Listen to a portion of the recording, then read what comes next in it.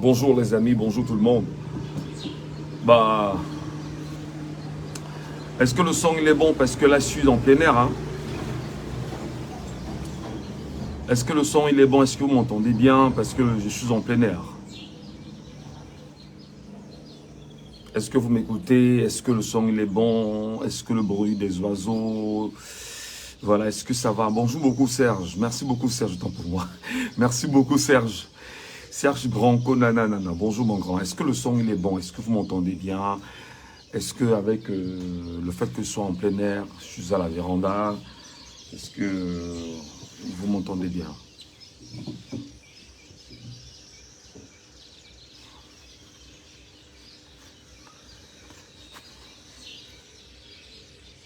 Bon, ok, ça va, merci. Et édition Chris Limited me dit que ça va, que le son il est bon.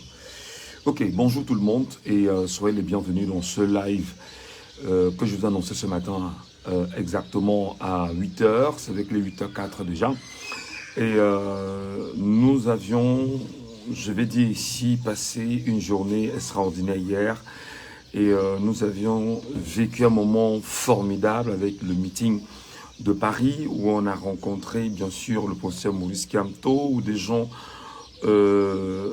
véritablement ont pu se décoincer et se positionner sur, je dirais, sur une strate nouvelle pour 2025 qui arrive. Ce live ce matin a simplement pour objectif de laisser quelques éléments, c'est-à-dire que de revenir sur les grands moments, les grands clichés de ce live, de ce meeting autant pour moi de Paris d'hier, et probablement passer un message à ceux qui diabolisent le MRC, diabolisent le professeur Maurice Kamto et s'attaquent véritablement au combat que bon nombre de Camerounais font aujourd'hui pour leur liberté, leur indépendance, leur souveraineté au Cameroun. Je ne dirais pas, peut-être, je vais toujours le dire pour qu'on puisse mieux se comprendre. Le Cameroun est un pays sauvage.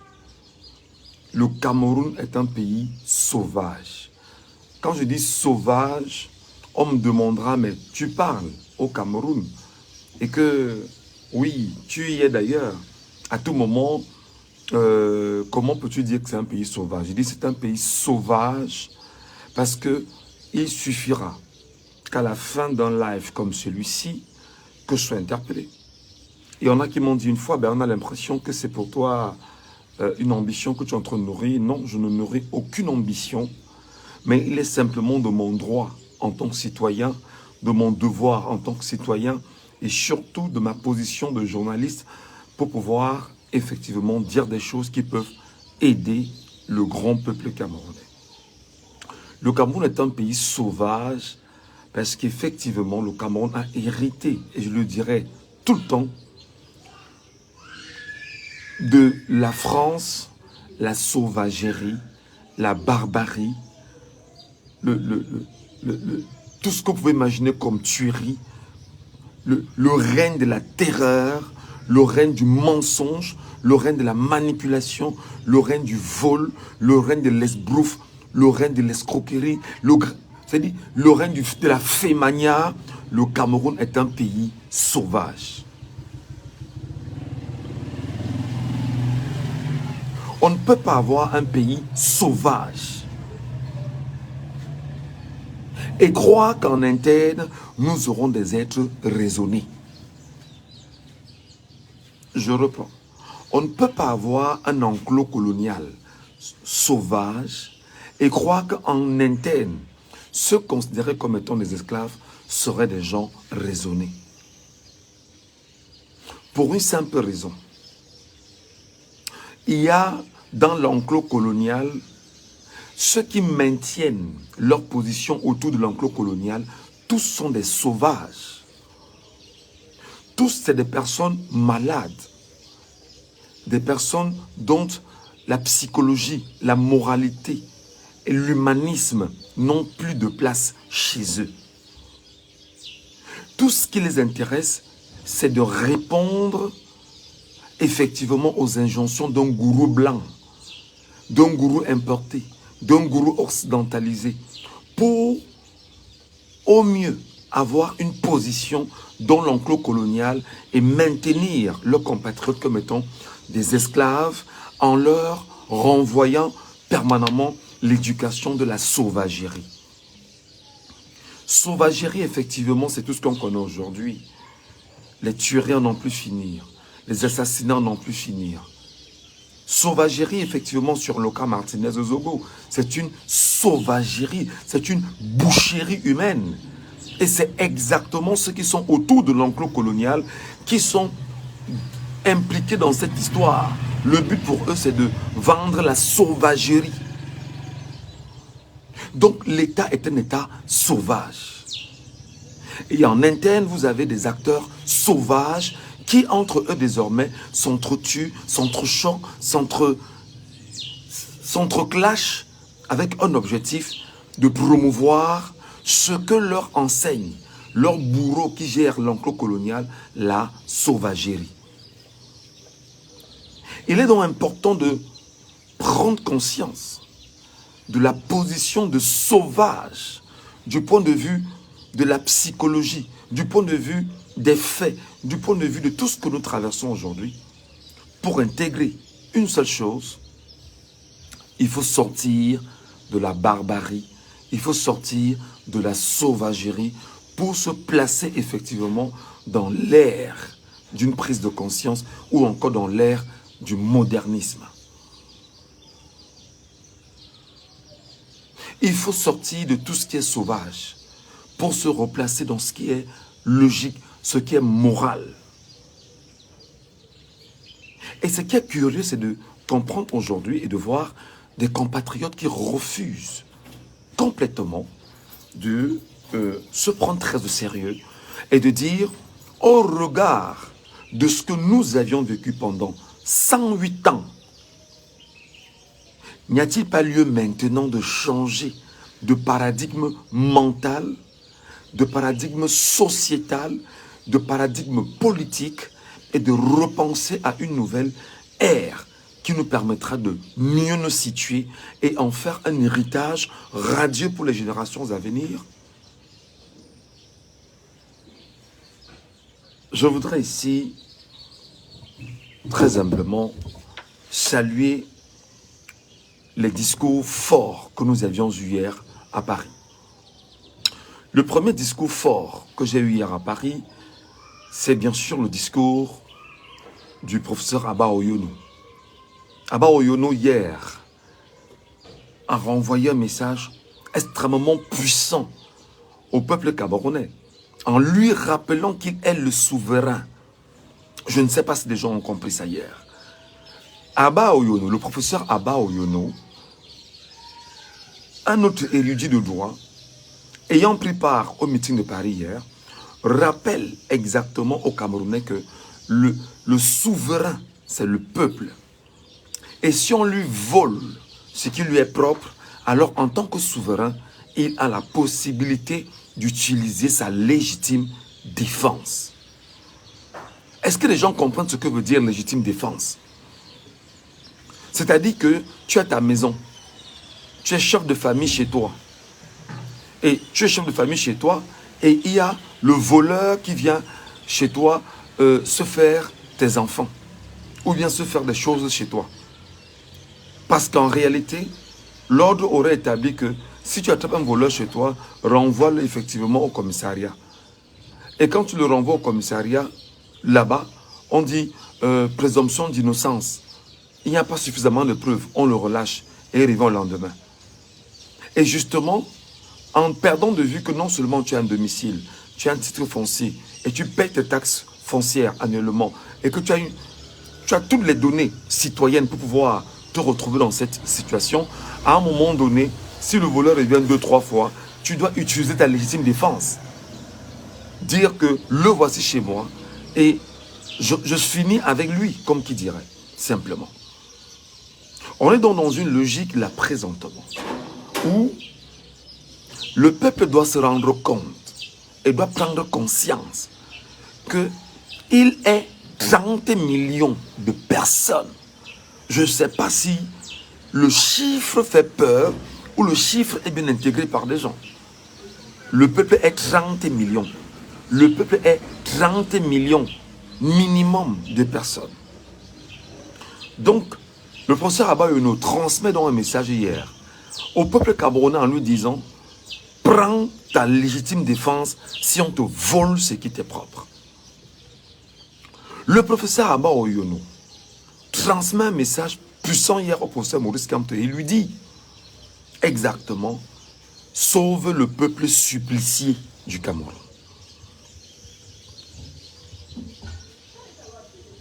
Prends tes responsabilités pour sauver ce peuple supplicié. Prends tes responsabilités pour sauver ce peuple supplicié. Oh là là, c'est quelle histoire ça?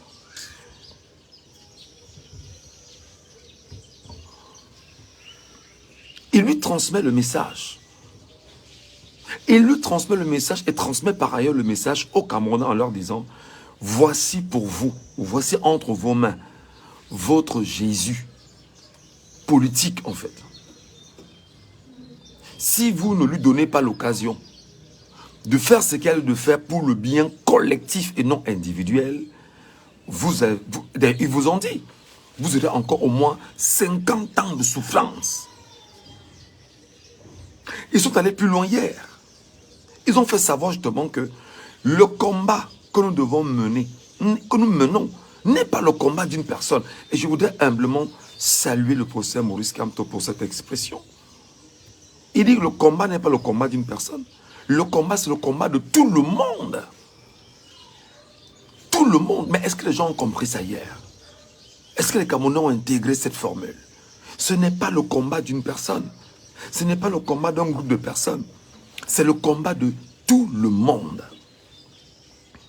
Dans tout le monde, effectivement, je vous expliquerai tout à l'heure ce que je mets dans tout le monde. Troisième message qui m'a marqué, et qui d'ailleurs pour moi était l'un des messages les plus profonds, c'est le fait que le professeur Maurice Kamto dise qu'il pense sur lui, même si vous lui en voudrez pour ça. Il dit que s'il est élu en 2025, il va protéger M. Biya et sa famille. Vous voyez à quel point quelqu'un renvoie l'amour, même à ceux qui le détestent. Oui, il dit qu'il va protéger M. Biya et sa famille. Et qu'il est outré de voir comment on traîne un homme de cet âge-là. Et qu'on fait de lui ce qu'il est.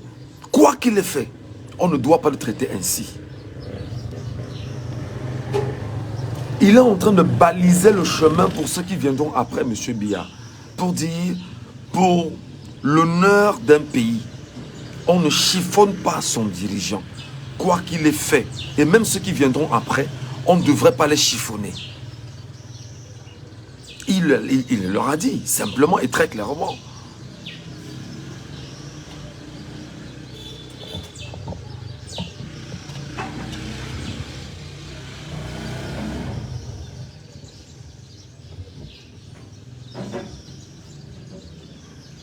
Excusez-moi, j'ai des problèmes là avec mes histoires là. Donnez-moi 30 secondes.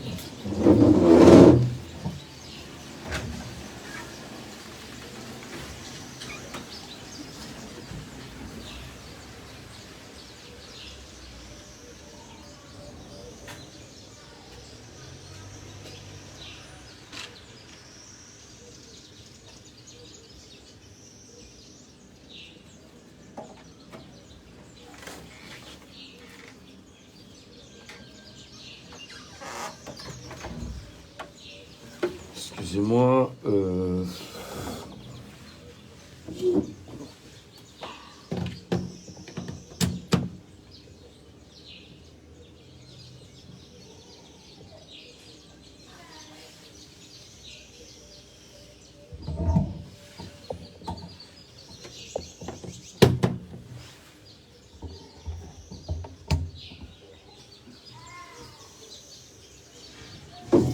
Voilà, effectivement, c'est bon maintenant.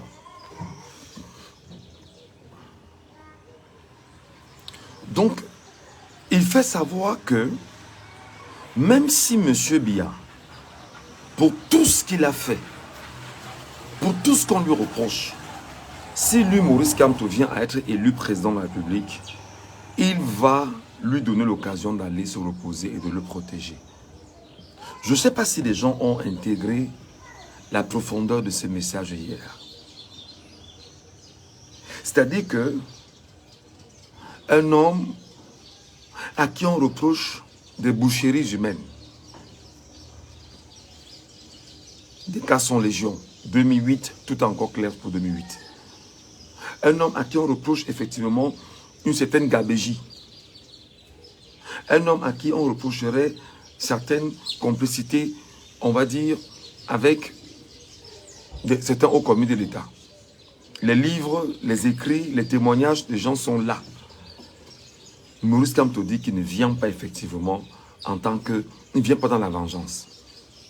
Il vient effectivement parce qu'il a un objectif, c'est de voir comment il faut protéger M. Biya. Parce qu'effectivement, le message qu'il transmet à M. Biya, là présentement, c'est de lui dire, Monsieur le Président, nous sommes conscients que vous avez peur, qu'une fois parti du système, pour ce que vous aviez probablement fait aux gens, vous avez peur de ce qu'on appelle au Cameroun le retour.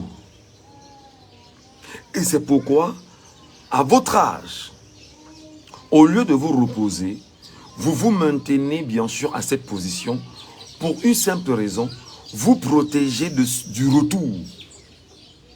Le retour, effectivement, il y en a qui n'attendent que ça. Et maintenant, dans ce retour-là, à ton âge, à 92 ans, si on te fait le retour, est-ce que tu vas supporter le retour? Si on te fait un retour, est-ce que tu vas supporter ce retour? Tu ne pourras pas supporter ce retour.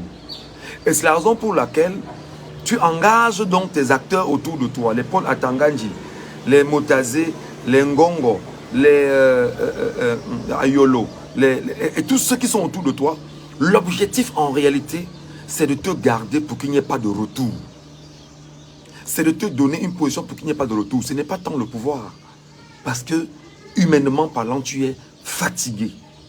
Et c'est exactement ce qu'on peut décrypter de ce que disait hier le professeur Maurice Kamto. Donc, j'ai le pouvoir, je vais te protéger. Et il est le premier à le lui dire depuis 2018, je m'en souviens très bien. Alors qu'il était invité, bien sûr, sur Canal 2 International, dans l'émission accordée, bien sûr, aux acteurs politiques lors de l'élection, il a dit, effectivement, il doit être protégé, le chef de l'État. Je lui tends la main, je vais le protéger. À son âge, déjà, il mérite d'être protégé depuis 2018. Aujourd'hui, on est en 2025. C'est grave. Il mérite d'être protégé. Et Maurice Kamto a dit, vous devez m'en vouloir, oui, je comprends. Mais ça, je prends ça sur moi. J'assume qu'il faut être protégé.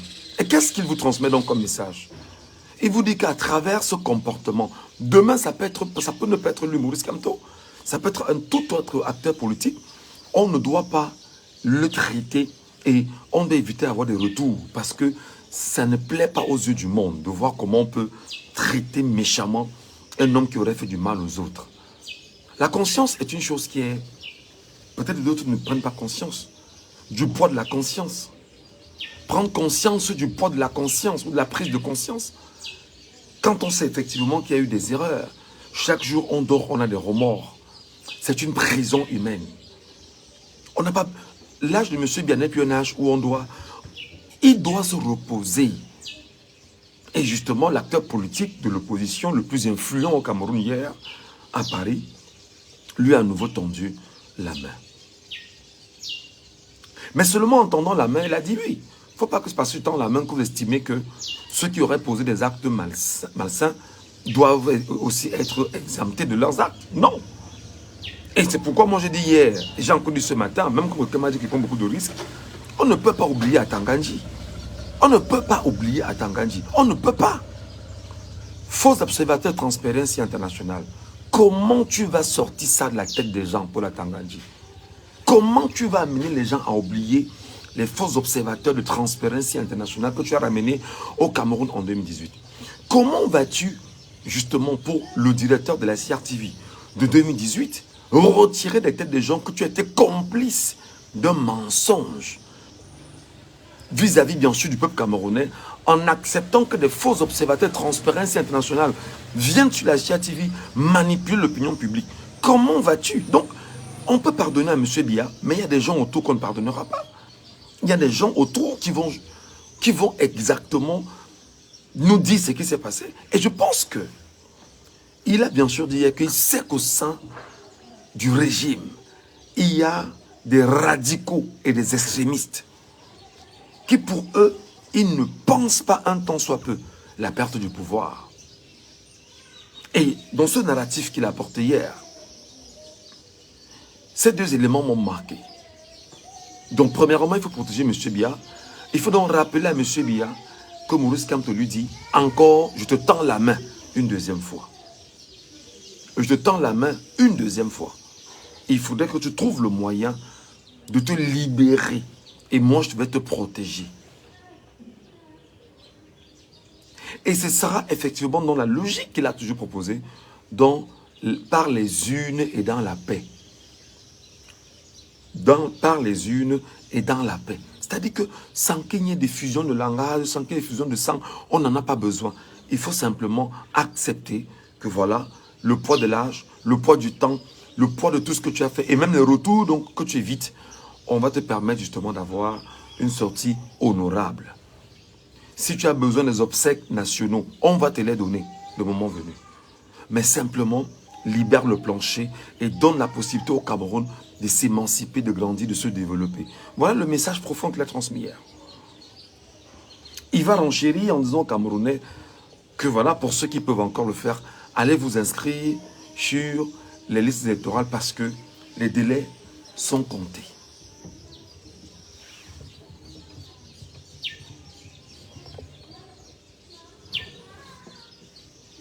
Les délais sont comptés.